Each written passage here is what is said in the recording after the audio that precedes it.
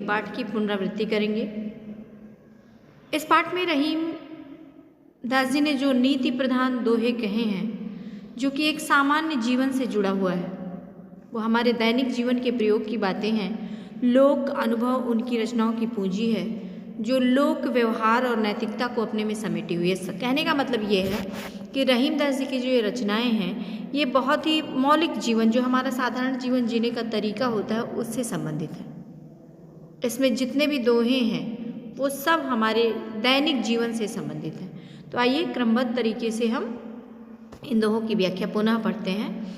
आप अपनी किताब खोल लीजिए और आपको स्क्रीन पे भी दिख रहा है। छेमा बड़ेन को चाहिए, छोटन को उत्पाद, का रहीम हरिका घटेऊ जो भृगुमारी लाद। रहीम दास जी कहते हैं कि जो प्रवृत्ति मानव की होनी चाहिए मुख्य रूप से, कि क्षमा करने की प्रवृत्ति बड़ों में होनी चाहिए। ऐसा नहीं कि बात बात में किसी भी अगर छोटे को शरारत कर रहे हैं तो छोटी छोटी बातों पे उन्हें दंड दे दिया जाए, ऐसा नहीं होना चाहिए। उनके अंदर क्या होना चाहिए? क्षमा करने का, और छोटन को उत्पाद, और शरारत करने का अधिकार तो छोटों को होता ही है। छोटे के अंतर्गत जो अधिकार है शरारत करने की, वो होनी चाहिए, और क्षमा करने की प्रवृत्ति बड़ों में होनी चाहिए। रहीम दास जी ने स्पष्ट किया है कि भृगु ऋषि ने भगवान विष्णु के वक्षस्थल पर जब अपने पैर से प्रहार किया था, तो उससे भगवान विष्णु के किसी मान और प्रतिष्ठा में कोई आँच नहीं आई थी, उससे उनकी कोई प्रतिष्ठा घटी नहीं, बल्कि वो स्वयं खड़े होकर के उन्होंने भृगु ऋषि का पैर पकड़ लिया और कहा कि प्रभु, आप जो है ऋषिवर मेरे इस कठोर हृदय पर प्रहार किए हैं, तो आपके पैर में चोट लग गई होगी।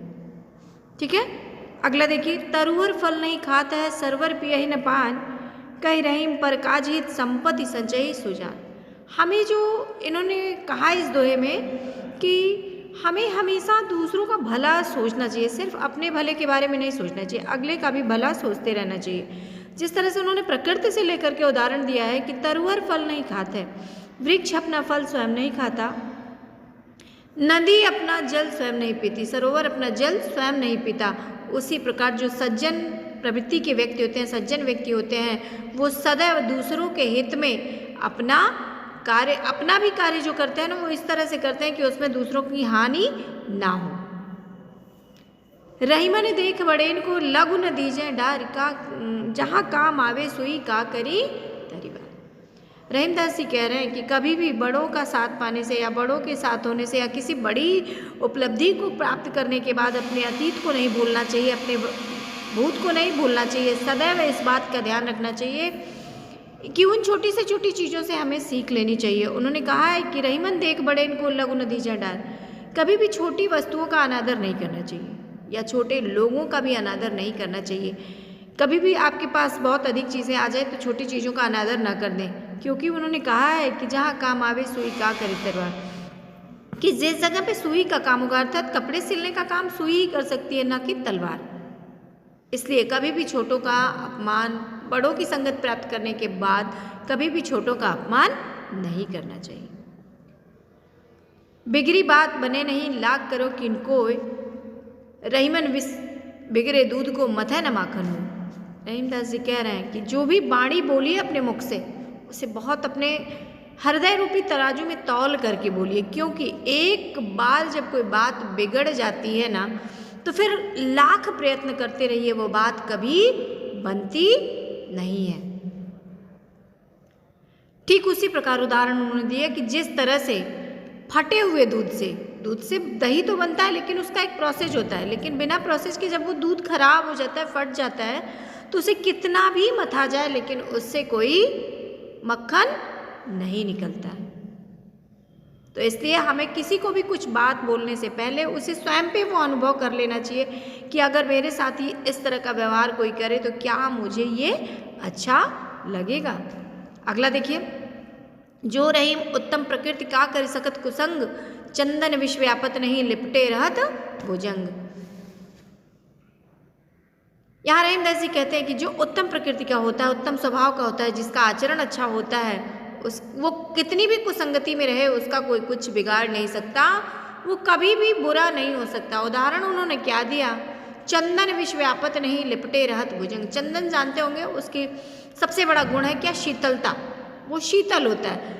और सर्प जो है, विषैले से विषैला सर्प जो है, अपनी ही विष की ज्वाला से जलता है, इसलिए उस ज्वाला से जलने के कारण स्वयं के भीतर शीतलता देने के लिए वो विषैले से विषैला सांप उस चंदन के वृक्ष पर लिपटे रहते हैं। लेकिन क्या चंदन का वृक्ष अपनी शीतलता को त्याग कर देता है? नहीं। इसलिए जो उत्तम प्रकृति के लोग हैं, सज्जन हैं, वो कितने भी कुसंगों के बीच में रहें लेकिन वो अपना स्वभाव नहीं छोड़ते। टूटे सुजन मनाइए जो टूटे सौ बार, रहीमन फिर पोइए टूटे मुक्ताहार। टूटे सुजन मनाइए जो टूटे सौ बार।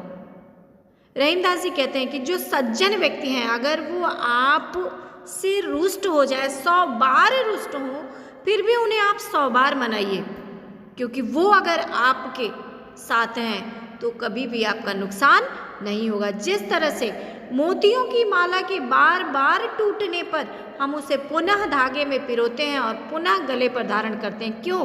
क्योंकि वो हमारे कंठ की सुंदरता को बढ़ाते हैं।